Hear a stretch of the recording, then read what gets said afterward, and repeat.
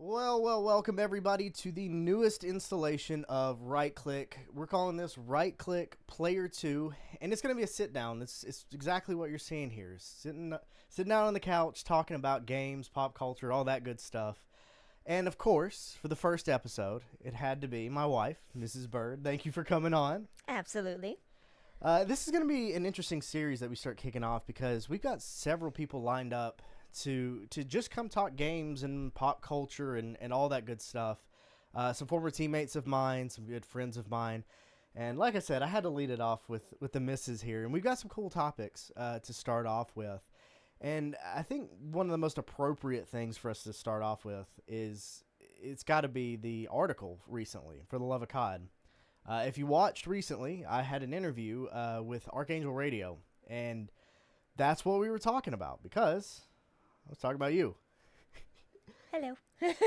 and it's it's an interesting thing because I've talked to several people about this this article so far, and I think one of the most interesting things that's resonated with people is we talked about Call of Duty, right? Like that's the shtick, right?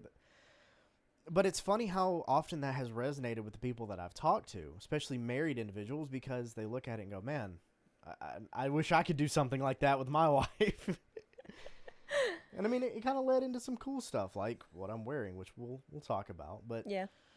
what do you think about it? I mean, we've been playing COD and stuff together, and I've kind of leaned you into this. But where's your mind at on this? And so, I mean, okay, give a little background context, I guess, into my history with games. So, I mean, growing up, we had Nintendo, we had Xbox, and so I played a little bit of Call of Duty growing up, and I played a little bit of Halo. But for the most part, I was watching my brother play. And so I grew up just loving, I would sit on the edge of the couch and just watch my brother play for hours.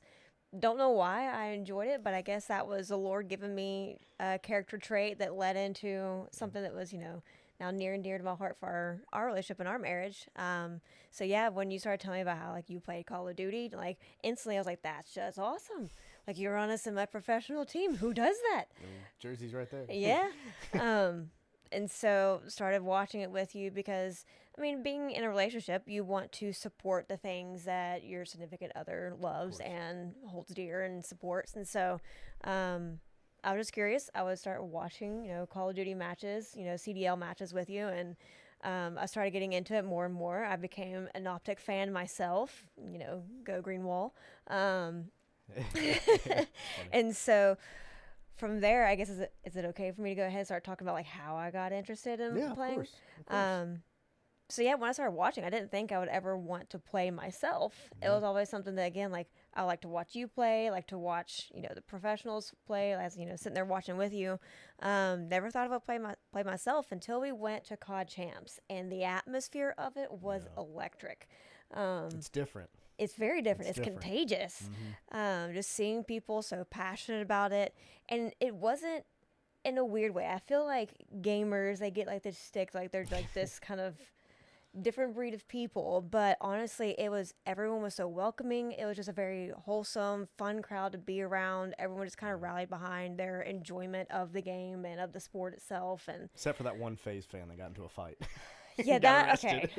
We'll tell that story later. I'm going to keep my tongue. Yeah. So, as being there, I found myself getting the bug and wanted to kind of try my hand at it and just see. And the funny thing is, I played my brother in first-person shooters, FPS games growing up, and he would always wipe the floor with me. It was not fun. And so I was very hesitant. I think that's why I started off with not wanting to play, is because of just like, growing up, I was not the best. But going to champs, I was like, you know what do I have to lose? And plus I have a former semi-professional as a husband who can teach me. And when we got back, I gave it a shot, and it was hard for me to put it down for about a month. Yeah. Well, but that's the thing. That's part of why I actually started writing that article in the first place, because I remember watching you early on, being so frustrated, and I remember you saying like, "Why do I suck?" And like, listen, I get it for sure. and I don't mean to demean it at all, but it made me chuckle, and not in a bad way. But it's like, man, I remember that. And you know, I've talked to multiple people before who are like, man, I would like to, you know, I want to try my hand at seeing if I can break into an esports, you know, role and stuff like that. And that always comes up, like that comment of I think I just suck. It's like, yeah, you probably do, and that's okay. 'Cause you're new. And that's one of the things that I've always loved about Call of Duty specifically, is that it is one of those things that you can play for years and years and just dork around. Mm-hmm. And then if you get that bug, you're like, I watched this. I've never seen this. I want to try my hand. See what I can do. And you're like, oh, I do suck. But it's funny because you mentioned it, like you grew up watching your brother. You grew up watching the games. You grew up playing it some. And it was funny for me. I remember that moment when it switched because I had the exact same kind of thing. I played, dorked around, and it was something I would dork around with my friends. For old Call of Duty heads out there, Modern Warfare 2, Modern Warfare 3 time frame, the originals, we play something called Michael Myers. And for the uninitiated, that was my favorite. Back in the day, that was my favorite thing to do with my friends because we all played the same game at the same time after school every time. There'd be like 9 of us. And it's one guy as Michael Myers, and he can only use a throwing knife and a regular knife, and everybody else had to hide, and it would turn into a chase, and you know, it was really fun. And this game, to be fair, brought that back to some degree. But that was the kind of casual that we were. And then I remember Modern Warfare 3 came out, and Modern Warfare 3 had something called Face Off. And it was like 2v2 game modes, and it was a dedicated 2v2. And for those unaware, it's a lot different than the gunfight or face-off that you see now in like Modern Warfare 2 and 3 current gen. And I remember towards the end of that being like, man, not bad at this. Like, that's kind of neat. And then X Games rolled around. Call of Duty Ghosts. I remember watching, to this day, my favorite team. It was Nadeshot. It was the original X Games roster of Nadeshot, Scump, Proofy, and Clayster. And I remember watching, it was I had heard on the news, it was like, oh, they're adding esports, specifically Call of Duty, to X Games. It was like, that makes no sense. But I grew up watching snowboarding in X Games. I was like, okay, well, I at least have some entry in it. I'll understand it. And sure enough, I was watching them play. I was like, dude, that's awesome. And I distinctly remember watching that tournament that weekend, finishing championship Sunday. The whites came out, and they won. And it was the first time anybody had ever won a non-traditional sport in the X Games. And it was cool gold medals and stuff like that. But I remember that following Monday, going into school, talking to Ben, talking to Brandon, and going, yo, you think we could do this? And that was the start of it. I mean, it was, 2013? And it's funny because you flip that switch, you see what it's like on that side of the same thing that you already knew. You've been playing it, you've been watching it, and feeling that electricity, seeing the unique opportunities. It's contagious, and that's the thing I miss more than anything else, is seeing that life in that community. It was fun. It was just fun. It was a lot of fun. I will say, coming in as I'll call myself a new Call of Duty player. I'm not going to count necessarily when I was a kid because I don't remember much of it. I only played a little bit of it with my brother. But coming as a new Call of Duty, and really was the only, I guess, insight into it being from like the professional side. Yeah. You told me I had to change my perspective a little bit on when I first start, because I can't expect to be at the same level, because it's, I mean, I always knew that those guys had crazy talent. And it's not just playing a game, it's the reaction time, their instincts, muscle memory. Like, there's a lot more to it than just, playing a game. And so I always appreciated that, I knew they were good, but when I tried it myself, it took that appreciation to a whole new level. Just like the way they can finesse the controls and, like I said, the reaction time. So anyway, it was different, having to change my perspective a little bit with going from, oh, God, Chance, want to try this, to, oh, I'm brand new. Yeah. Well, and we did touch on that. And that's, that's the thing that kills a lot of people, is that they can't, they get, especially in today's day and age, in the last couple of years, especially when things like Valorant got popular, games like that, people would go, oh, this is cool to watch. I want to go try that. And it's different than your traditional football, basketball, that kind of stuff, right? Because I I'm always dumbfounded by the distinction between professional and amateur in esports versus in traditional sports. Because, like, growing up, I played football, right? Like, I was in middle school playing football, high school playing football, if you're good enough, college, and so on. But most people, they understand that track, right? Like, yeah, you watch NFL going, okay, these are the height of talent. But a lot of the introduction that you have in esports is people who are already at the top of the game. Mm. And so it's a very weird distinction to make. Mhm. And it causes a lot of people to give up really early because they're like, okay, well, if this is my frame of reference, I can do this. I know this sightline. I know this map. And they go in and they get shredded by people that are at the top of the game. And so they get discouraged. And that kind of leads us to what we've been doing for the last couple of weeks with the new beta of the new game.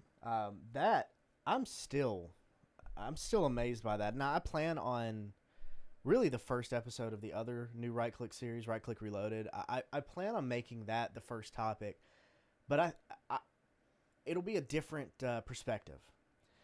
And the reason I'm giving this preamble is because we both played this new Black Ops 6 beta from the start, like literally the moment it dropped, and I was just stunned. It was the first time that I've played a Call of Duty, and regardless of all the newness of it, all the new stuff, all the new maps, yada yada, whatever, even in a beta form, which I've done a lot of, I didn't have fun. I was stunned, and I remember thinking, like, man, if this is how the SBMM is tuned, it's going to kill the casual player. And I know you kind of had some feeling on that too. Well, I think on... Sorry. Cut.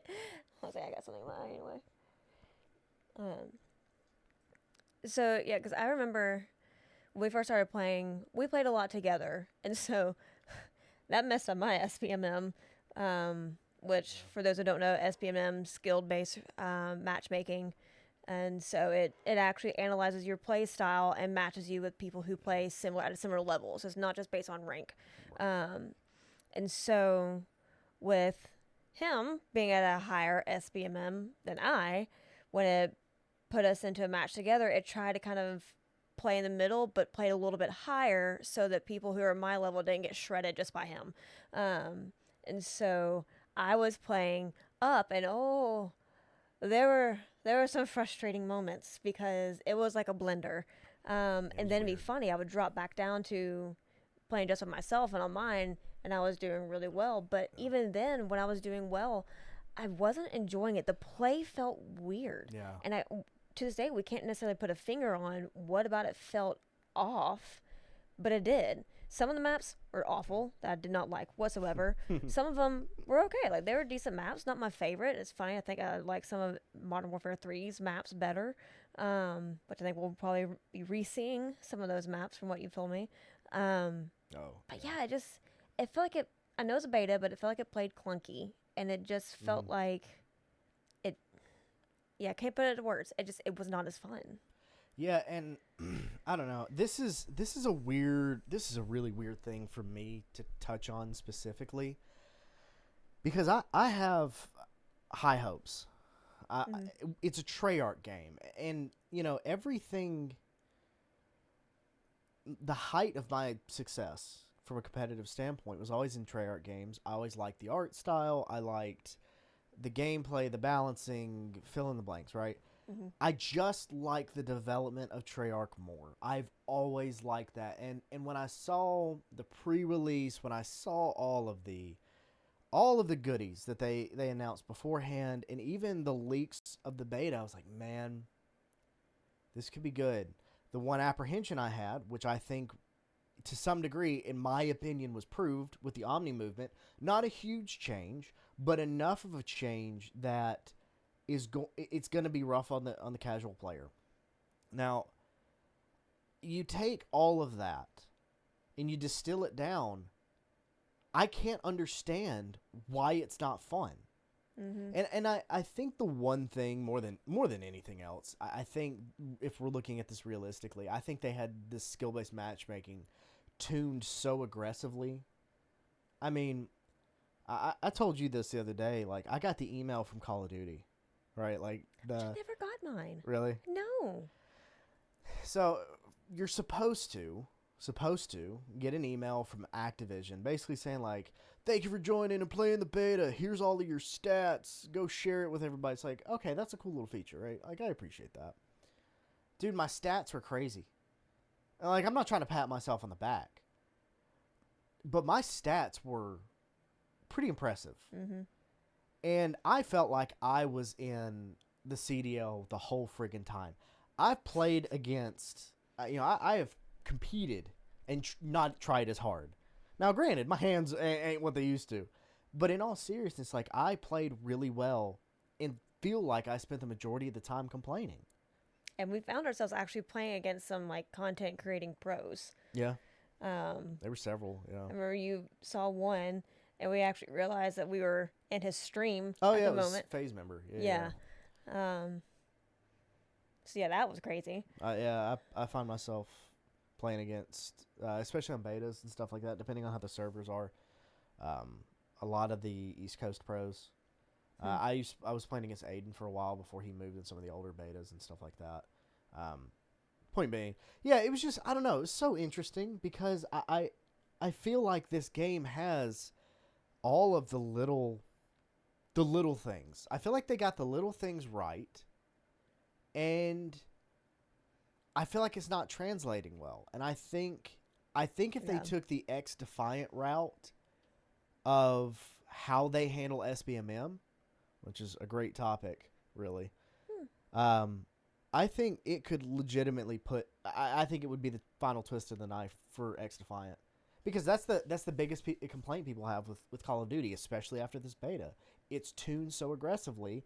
I feel like I can't just hop on my game after work, have a beer, play a couple games, and go to bed. No, I have to put on the gamer grip. I have to pop 3 Addy. Like, it's crazy. Like, it's a joke, but also it's kind of fair. Like, you should not have to. It shouldn't be so intense. That's what ranked is for. Yeah, I mean, but the thing is, I'll say, for you at your level, yes. At mine, the SBMM was very inconsistent. I would have a couple games that, I mean, yeah, I'm trying a little bit harder, but I'm not feeling like I'm full on breaking a sweat. Like, it's not full sweat mode, but I would have, like, one game where I do really well. The next one, it load me up, and I'm like, oh my gosh, I'm sprinting. Yeah. It's a full sprint. Yeah. So there wasn't consistency in it. It was like if it saw you had one really good game, because maybe the people you're playing against are having just an off game, which is normal, it just cranked it up to 12. Yeah. So. Yeah, and I am hopeful, right? Like, I'm hopeful that there's going to be a change with that. They have talked about there being a change with that. Do I believe them? Honestly, no. And I'm not trying to be negative. But this same complaint has happened in every beta since Modern Warfare 2019. I mean, it just has. So I don't know. They have all the tools there. I think, and you and I have talked about this ad nauseum.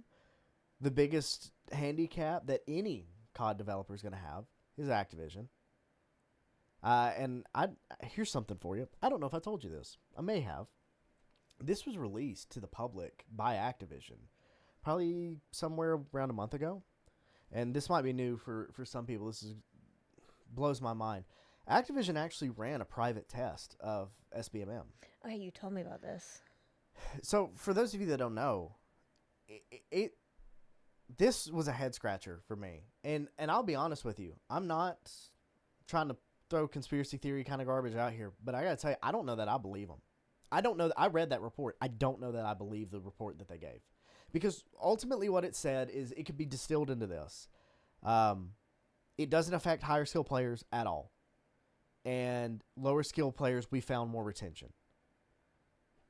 It's like, I don't know how that's possible. Because you have a lot of people, and they're talking like the lowest of low percentage people. Like the people who run around running into walls and stuff like that. They don't find it fun and they just quit anyways. Like, they were doing it on a trial basis regardless, so this doesn't affect them. And I'm like, that's garbage. I think it affects them. Been doing this long enough. Like, that's not how that works. Point being, they basically did this however many page report of, yeah, it's great. It's working perfectly, just as intended. I'm like, you're full of it. You're full of it. I don't know. I feel like if they got this together, any X Defiant or whatever kind of arcadey COD clone that comes out wouldn't stand a chance. COD has the ability to draw in numbers unlike any other game, right? Like, on a consistent basis. Games have their peaks, but no game has the staying power that Call of Duty has. I think they could quash pretty much any competition by just being like, okay, regular public matches, gonna tone it down. I will say, I mean, regardless of the gripes we have, I'm still excited to not only play the new COD, but to play with you because, like, you know, you're talking about the article. It's become something fun for us. We can, you know, dork around in it. We can have fun. We can still have moments where we laugh so hard we cry. So I'm still looking forward to it regardless. And you know, to its credit, I was reading this. I was gonna see if I could pull it up. You know, to its credit, for the most part, Call of Duty's kept its nose pretty clean, from a social standpoint. Now they have their, you know, their pride packs and stuff that come out, but it's funny. Today's day and age with video games is so bizarre. I mean, you know, a couple episodes I had the one called "This Isn't Complicated," where I pretty much just railed on two games called Dustborn and Concord. And Dustborn was just a single player game full of garbage. I mean, they didn't even try. I mean, that was the game where you could cancel people. Like, that was one of the game mechanics. Yeah. Oh. Concord was just a 5v5 Overwatch style arcade shooter. Fundamentally, I don't have a problem with that, but it's in a saturated market. But so many of these games are just jamming garbage down people's throats. It's like, I just want to play a game. I don't want to be. I don't want to preach a message of tolerance and inclusivity when it's just veiled. It has nothing to do with tolerance and inclusivity. And I think, hilariously, as deluded as some of these developers with Call of Duty can be, they're one of the only big names out there. I mean, you look at Ubisoft. They're one of the only big names out there that knows the the demographics of people playing. It's hard for me to sit here, like, I think about it in this way, especially with you being here. Down the road, we have little feet that come behind us, and they want to play games because they see mommy and daddy playing games. Like, that's right. Like, I personally, that's awesome because that's what I did. Like, I watched dad play games, and that's what got me into it. I'm like, I'm not gonna let my kid play friggin' Concord, man. Now, nobody quite literally is playing Concord, but so many of these games are just full of garbage, and yet here we have COD, for the most part, keeping its nose clean. Like, Battlefield, keeping its nose clean. It's just, I find it so odd that they have this recipe already, right? Like, it's already there, and they just do, like, the three things people are asking. Get rid of tax sprint, stop making the movement exploitable, and just chill out on SPMM. Because at the end of the day, it's a game. We're supposed to have fun. It's an escapism thing, right? Like, yeah, that was the thing I was going to say is, so talking about the whole, them trying to shove their culture into games and whatnot, it's just, that's not what people want games for. Yeah. Like you said, it's a bit of an escape, to have fun at the end of the day, just unwind, nothing serious. I mean, we deal enough with having to deal with the divisiveness of what's going on in our country currently. Absolutely. And it blows me away that they're trying to find any and every single avenue to just continue to shove their narrative down our throat, make things divisive. That shouldn't be divisive. It should just be fun, lighthearted, you know, a good story. And just please stop trying to force me to go along with your fantasy. Like, no. No. Yeah, it's true. It's true. Anyways, we don't have to we don't have to drill into this. This is not a topic we have to go down because it gets depressing really quickly. But you actually brought something up that I want to talk about. You were talking about just you kind of touched on it a minute ago, but like growing up, playing games, stuff like that. You were talking about all that. You wanna go into that or? Yeah, sure. Um, yeah, I mean, I talked about already how I would play with my brother. Um, and it wasn't always, like, oh, he just constantly beat me. Like, sometimes, like, we would play on the same team on things, but um, I enjoyed having, that commonality with my brother. But beyond that, like, we would have family game nights. I mean, yeah, we would do, like, board games. We would also do Mario Kart. Mm. And so that was, mom was always Toad, dad was always Donkey Kong. Josh and I would fight over Yoshi. And if he got to Yoshi first, then I would be Peach. Um, and so we would have game nights, and mom's favorite one was Moo Moo Farms. That was her favorite track, and we'd always steer clear of Rainbow Road because it just lasted an eternity. And we would just have moments where the four of us were just laughing until we cried, just having fun doing it together. Um, and so, yeah, Mario Kart nights were always a fun thing growing up with. And so I think that's, games are not just a solo single player thing. They can also be, like we're talking about, they're to be lighthearted, and just fun. And they can also build community, and can be a good thing for a family to play, like Mario Kart, Mario Party. They're just fun, lighthearted games that, Yeah. anyone of any age can play. And so grew up, playing those. So yeah, it has a very nostalgic, you know, close meaning for me Yeah. because I also played games growing up with my family. No, and I get that, and I think that's part of the reason why we get so hotted up on things like what we've been talking about, because I'm in the same boat. Dad, whether he realizes or not, and I don't know necessarily that he does. Dad was the catalyst for all of this for me. I mean, Mom supported it for sure. Like she let us do our thing because it's what we enjoyed, but it really it was Dad. Like it just was. I mean, I remember watching Dad, open up the PS2. Like he had it like day of, back when consoles were affordable.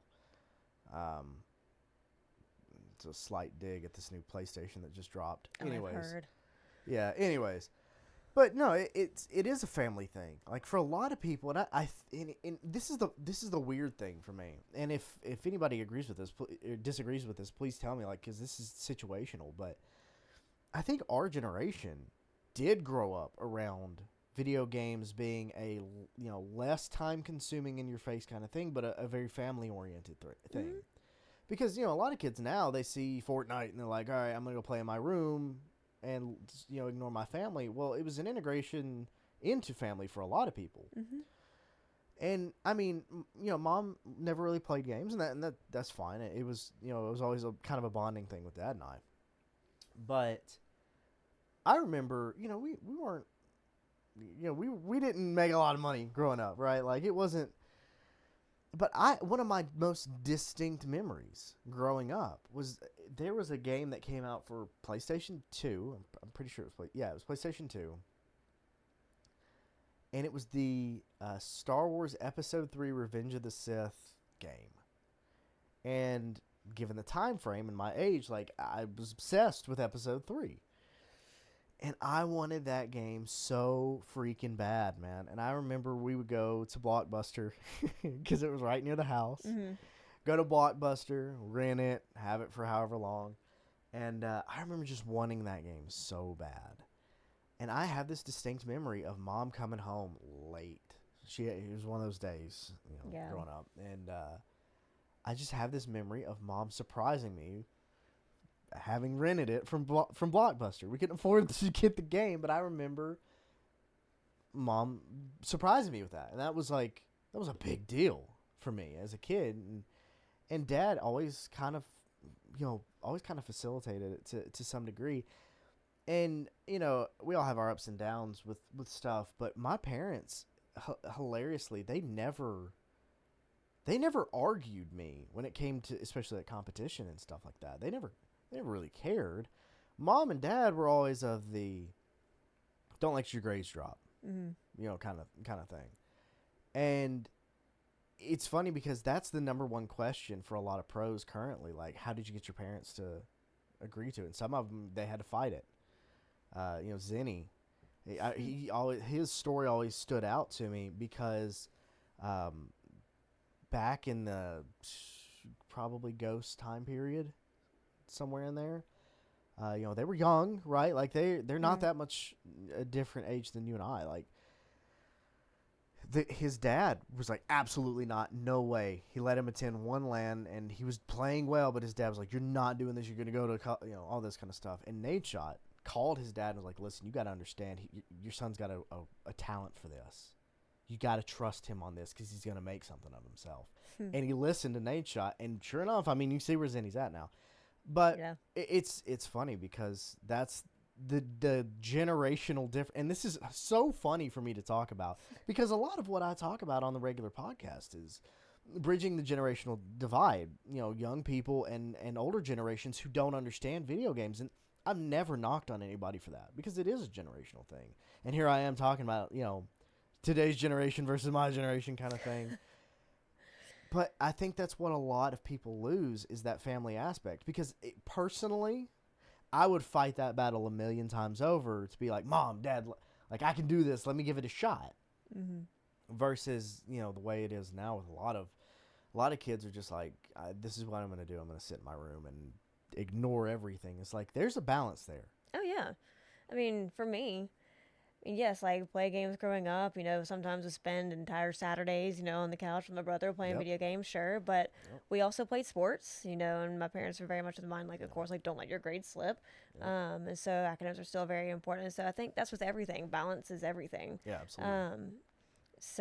But I want to touch on, because you hit on another nostalgic point, is Blockbuster. Oh man, talking about our generation versus their generation. The kids are never going to have that ability to be able to walk into Blockbuster and there's that distinct Blockbuster smell. I can't describe it. I still remember it. Yes, and being able to go and see, is the game that I've been waiting to be returned, is it going to be there? Did someone snatch it before I did? And also just being able to just try games you've never heard of, but without, the risk of, I just spent, however many dollars on it, and I don't like it, and you can't return it. So I do miss that, being able to go and rent games. That was always fun. But yeah, so, I mean, there's definitely balance in everything, and there's definitely a family aspect to it.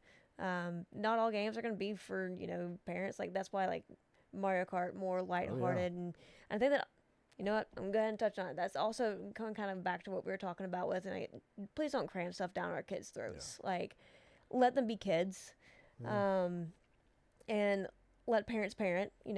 Let them decide what their kids should hear and what they shouldn't hear, and just let them have fun and being imaginative, but not forcing down some sort of cultural narrative down their throat. Like, let them just play games without the concern of, are they hearing things that are not right for their young ears to hear. So it's true. I'll get off my little soapbox on that. No, you and I are always going to agree on that because I feel the same way, and it's funny because I'm so staunchly on that, and for somebody that's been in this industry for as long as I have, and I mean, I worked in this industry, like, yeah, and we have culturally accepted that, okay, other things get to parent our kids, and it's like, that's just a thing now? It's like, absolutely not. Sorry, but like, absolutely not. How many times in this have you heard me say, like, parent your friggin' kids, man? Like, that's part of the reason generations are falling off and losing respect and going down crazy ideals. Like, that's exactly it. Yeah. And it speaks to the parenting, and again, this is why I love this industry, because it can bring people together. It can bring families together. And even on the things the things that I disagree most with, I still see that. Like, that one way or another, video games have a unique opportunity to bring communities, whether or not it's communities you agree with, together. And listen, there's wholesome family Christian gamer discords, which do exist. I've seen them. And then there's your, Thug Shaker Central where we're leaking classified documents kind of thing. That was the name of the Discord, by the way. Oh my gosh. And it was literally a Christian Minecraft server. It was disguised as a Christian. Anyways, point being, this is what gaming was always meant to be. And we have twisted it for this whole idea of inclusivity, and that's not what inclusivity is. Community and inclusivity are two totally different things. You trying to shove something down my throat is not being inclusive. Yeah. You trying to tell me how I should think is not being inclusive. And if anything, that is not being tolerant. That is saying, this is how it is, you're going to be this way or else. Yeah. That's not inclusive. No, it's the exact opposite. But we're in the age of twisting definitions. So yeah, I mean, if they want to have their own little niche where they have their games they want to play, fine. But do not try to push it mainstream to where you think that everyone should be okay with this, because you'll find the far cry majority is not okay with it and does not want anything to do with it. Absolutely. I totally agree. Well, I'll get off of all the political soapbox and all that good stuff, because God knows I can do that for a while. Likewise. What we're doing with this particular podcast is fun and it's unique, but there's one thing that I want to do at the end of every episode. Whoever the guest is, I want them to, we're going to end it off with this. What are your top 5 favorite games of all time, and what do they mean to you? And that, I want to make this clear, it's not what are the best game of the year. No, what is your personal top 5? At first I thought it was going to be hard because can I think of 5 games? And then I realized, it's going to be hard because I have to limit it to 5 games. And I didn't think that was going to be something for me. So I'll say my number 1, all-time favorite, and I can't necessarily pick one because I've enjoyed each iteration of it so much, is Animal Crossing. That's been my game. Yeah. My brother would, be really good and play Call of Duty. I would play Animal Crossing for hours. And it was just a fun, build your own little town. You can do interior decorating. It was very creative in that sense, but very peaceful. Yeah. You can it's cozy. Yes. You can go fishing on the beach in the game for however many hours. And it had little, parts of the plot line you build up to and what have you. And the latest one they did, which I believe, if I'm saying this right, New Horizons, that's the latest one, right? If I'm remembering correctly. Yeah. It's a fantastic game. Love it so much. And I think I like it because it was my game. My brother didn't really play it, so it kind of felt it was my little niche. So that's number 1. Number 2, I definitely would have to say is Mario Kart, because of playing with not just myself, not just my brother, but also my parents, and the family fun nights we had with it. And also now you and I have gotten to play with our nephew, which is so cool to experience that, continuing on generation after generation is, I played it with my parents, and now I'm playing with my nephew, and I'm sure we'll play with our own kids. And he eats it up. Oh my gosh. He absolutely eats it up. He beats us quite handily. He's good. So that would be number 2. Number 3, for another one that's just very nostalgic to me, that my brother and I played, Star Fox on Nintendo 64. Oh, wow. A phenomenal game, and I so wish they would bring it back. They brought it back for the Nintendo DS, and they overcomplicated the stew out of it. But yes, number 3 is Star Fox for Nintendo 64. Phenomenal game. Love That's it. Awesome. Could pick it up now and just play it for hours. It's funny, actually, it was several years after college, and I was playing with friends. Someone had a Nintendo 64 still, and they somehow had Star Fox. And so they brought it over. We just got a couple of us together and brought it over to my apartment. We plugged it in. And I was still able to do, the barrel rolls and the backflip, All the tech. Yeah. Right? They're like, how are you doing this? I'm like, you have to figure it out. I love it. But yeah, so can still pick up that game and play it pretty well. So that's number 3. That was 4. Animal Crossing, Mario Kart, Star Fox. I can count. I believe it's only 3. Animal Crossing, Mario Kart, Star Fox. Yeah. Okay. Thank you very much. All right, so we got 3. We've determined we can count. Yes. Or you can count. I can't count. Animal Crossing. It's fine. Mario Kart, Star Fox. Number 4, Minecraft, because it was the first game you and I played together. Oh yeah. I mean, I have my Minecraft mug right Is that here. the customized one? Yes, it is. My Minecraft mug. That was our first game we played together. Like you Yeah. create our own server, and it was kind of God, how. I forgot about that. Freaking disaster. No, I mean, okay, it Well, liked to fight creating with it us. was, yeah. It definitely liked to fight with us, and it for some reason did not like my laptop. A lot of time. Don't know. Forgot Anyway, about that. Yeah. um, Oh, Lord. yeah, like that was my first foray into games with you when we were dating, and so that also is very near and dear to my heart. And I even find myself like, oh, I'll pick it up occasionally, but I don't like playing it as much when it's just me. Yeah. I like to play it with you far more. I'm the same way now. And then I think my number 5 is Modern Warfare 3 Call of Duty. Really? Because again, something that we share. Like and that's something that I found with all the games that like I have really enjoyed over the years. There's been some sort of sentimental attachment to it, some sort of, memory, nostalgia, what have you, that made it mean more than just playing a game. Like because I can remember other games that I've played. Like I remember playing Pikmin on I think it was GameCube because we rented it from Blockbuster and I just wanted to try it and I really enjoyed the game. But it only sticks with me in that regard. It doesn't have any other meaning outside of it. But so, yeah, Animal Crossing, it just being my game that I've kept throughout all these years and have it for the Switch. Mario Kart is a family, multi-generation. Star Fox, again, just sentimental, playing with my brother. And then Minecraft, because it was our first game we played together. And Call of Duty, because it's also something we share, but again, it means even more than something just we share, but it's because it's something that's been so important to you and throughout, your life. And so now being able to be a part of that with you and also play it with you and enjoy it with you, it means a lot more than just a game to me. I love that. That's They're great. my top 5. Thank you. That's awesome. I love that. You're welcome. Would you like to hear mine? Yeah. Okay. Well. All right. Top 5.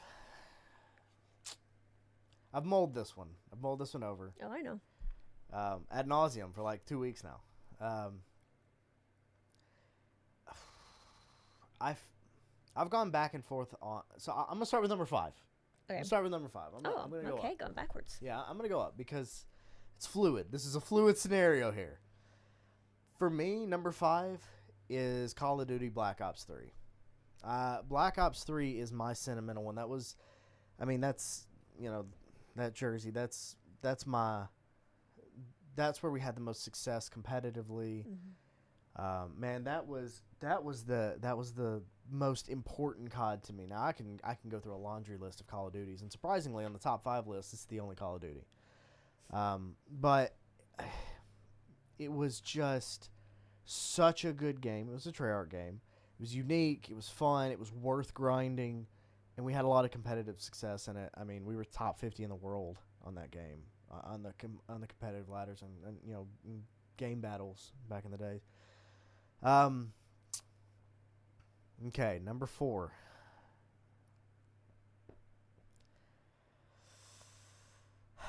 I think number 4 is it have to be.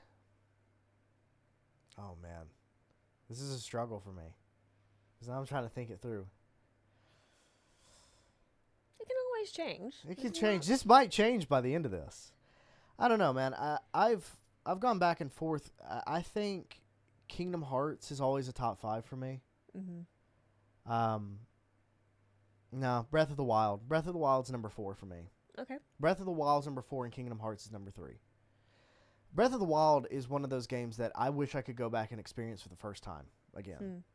To this day, I don't understand it. I do not understand. I can't quantify why that game was so impactful, because its story was fine, but it wasn't anything like, gut-wrenching or anything like that. It was just the map was fantastic. I love the combat. I don't know. There was just something about that game that every nook and cranny of that gigantic map that I explored, I loved. And it was just, I don't know. It's just, I spent so much time playing that game on the Switch, which is a form factor I don't like playing on because it hurts my hands. It just has always hurt my hands. The thumbsticks have always hurt my thumbs. But Kingdom Hearts 2 is my number 3. Kingdom, it deserves for me sentimentally to be the top 3. Kingdom Hearts 2, specifically the final mix, because they polished some of the rough edges on that. But that game is the reason that my best friend and I are best friends. Mm-hmm. I mean, keep in mind, this is a man that was in my wedding. Like, he was my best man. You know, that was what we bonded over from a very young age.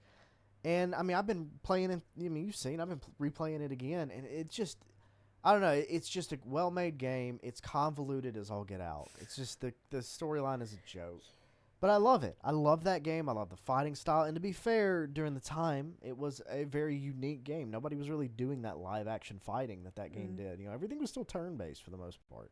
I mean, even the games that came out with Final Fantasy after that, for the next several games were turn-based. So it was a very revolutionary game from that standpoint, but nothing matches that sentimentality for me. Number 2 is Red Dead Redemption 2. Mm. And this was originally number 1 for the majority of when I was trying to put this together. But Red Dead Redemption 2 is it is kind of a technological marvel to some degree, because even today that game just stands on its own. It's so well made. No game I've ever played has the life in it that game has. You know, every little squirrel and bird and, you know, life in that game actually has depth and meaning. And you don't see that in games. No other game has done that. GTA has gotten close, but not to the depth and level of Red Dead Redemption 2. Plus, another bonding thing with Dad, too. Dad and I, between the two of us, Dad and I have, honestly, probably close to 1,000 hours in that game. Dad's an expert on that game, genuinely. Anytime I do replays of that game, I text him before I go to Google. That's not even a joke. Yeah, number 2. It's just such a good game. It's such a good game, and it has that sentimental because of Dad and stuff like that. Number 1's probably going to surprise a lot of people. It's Stardew Valley. That's a great game. That was one that I was on the fence on putting in my top 5 as well. Well, you know, it's funny. A coworker of mine, we were talking about games, and I had written this on the whiteboard in my office because it was the middle of the day, like brainwave thing. I was like, I gotta get this down. And he was like, dude, you don't even have Stardew on there? I'm like, oh my God, you're right. I don't have it on there. And it's funny. I tell this story frequently, but like, I have not grinded a game as much as I did Stardew. I remember one year in like March of one year, have it on Steam. In just 1 month of playing that game, I was so friggin' obsessed with that game that in 1 month of that, it became my number 1 most played game for the entirety of that year. I did the Steam, like, you know, rewind, like, you know how Spotify does the what you listen to most? Steam does that. And the funny part is, it wasn't even in the same, like, it wasn't even the same zip code, man. Like, I played that game just a ludicrous amount of hours.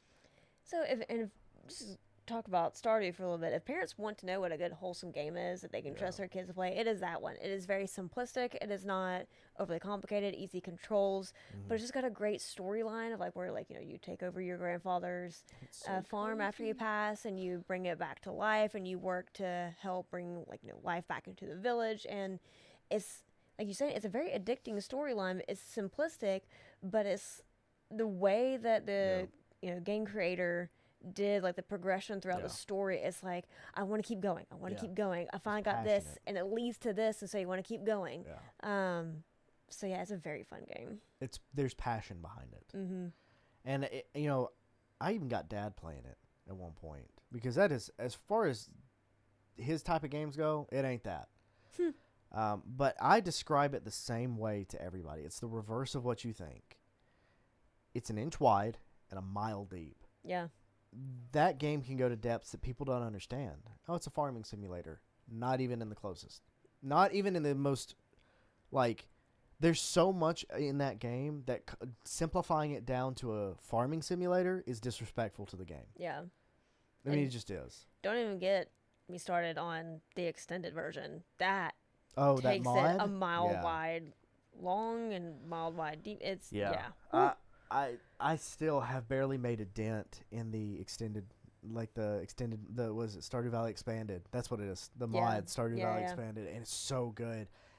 But it's funny, I started really playing in that, and I actually ended up finding myself playing the vanilla version again, just because there's something so pure about that first one. Mm-hmm. I love that. I love Yep. that. And that's That's a another good one that one. you and I have played together. Mm-hmm. Not much. We always seem to go back to Minecraft. It's harder to play Stardew together Yeah. for long periods of time. I think it's a great game if you can sit down and devote hours at the same time. Yeah. But it's not like Minecraft where it's like, all right, you don't feel like playing today? That's fine. I do. I'm going to go 1,000 blocks this way and just dork around. Like, Yeah. that's not, you can't do that in Stardew. Yeah. Because you your have goals to do are it mutual. In tandem. Yeah. Yes, your goals are mutual. And there's nothing wrong with that. But I do No. think if you have the time to sit down and devote together, it's probably one of the best games out there. Yeah. I think so. But I love that. I like a top 5. That's a good top 5. Likewise. Thank you. Sentimental. Mm-hmm. I'm always a sucker for the sentimental, when it comes to Same. games. But, We like things that have meaning. yeah. Are you about ready to wrap it up? I guess so. Yeah. Been good talking. Likewise. Thank you for coming on. Absolutely. Thank you for having me. Well, I am going to go ahead and wrap this one on up, but this is going to be something that we're doing regularly. Like I said, this is a new thing, and you can probably tell there's going to be some little cuts throughout this, and that's fine. It's the first time doing this, and we got everything that you see here is all new equipment. So Working out the kinks. yeah, you got to work out the kinks. But I got a buddy coming over Monday. This upcoming Monday, and we're going to be talking about some similar stuff. I know That'll be good. I told him, I was like, hey, I'm going to want to talk some top 5 stuff because, we were talking about something at work. It was like top 5 game series of all times. And it turned into this giant topic. He's like, wow. I want to talk about that. I was like, oh, we can do that for hours, buddy. So, yeah, like I said, we're going to make this a regular thing. You're going to see this on Right Side Media, on the YouTube channel, on the website, all under the right-click format. But yeah, for now, we're going to go ahead and call it there. We hope you enjoy this more long-form discussion and this more laid-back environment. We're going to work out these kinks, and hopefully everything kind of settles in. So far, so good, it's looking. So, but as always, thank you for joining us. Make sure you go follow us on Right Side Media or on Twitter, Right Side Media, The Birdman on Twitter and Instagram. But go check us out. We got new articles and new stuff. The Right Philosophy just went up. My new episode at the time of recording just went up. And that one's about Pokemon. Titled Gotta Sue 'Em All, which if you go watch it, it'll make sense. It's kind of funny, kind of sad. Either way, thank you for joining us, and we'll see you guys later. Deuces. Lucky bye.